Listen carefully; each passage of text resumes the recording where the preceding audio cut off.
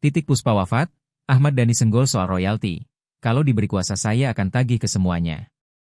Musisi Ahmad Dhani ikut berduka ketika mendapatkan kabar Titik Puspa, penyanyi legenda Indonesia meninggal dunia, Kamis, 10 April 2025. Titik Puspa meninggal dunia setelah mendapatkan perawatan intensif di RS Medistra, Gatot Subroto, Jakarta Selatan. Almarhumah Titik Puspa dirawat di RS Medistra selama 2 pekan, setelah jatuh pingsan usai bekerja, dan diketahui pembuluh darahnya pecah di bagian kepala. Ahmad Dhani mengenal dekat sosok Titik Puspa.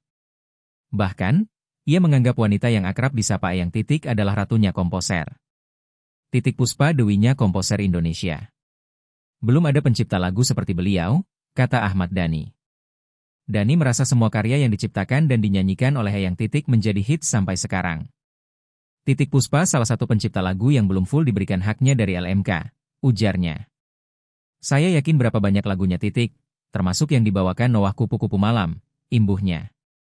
Suami Mulan Jamila ini sering berkomunikasi dengan Titik Puspa, terakhir mereka berbincang membahas tentang royalti musik di Indonesia. Ahmad Dhani merasa Titik Puspa meninggalkan legasi berupa karya yang begitu baik di industri musik Indonesia, ia merasa keluarganya layak mendapatkan royalti. Eyang Titik punya legasi yang luar biasa. Kalau saya diberi kuasa saya akan tagih ke semuanya, ujar Ahmad Dhani. Kami akan bantu siapapun pencipta lagu yang sudah meninggal, sambungnya.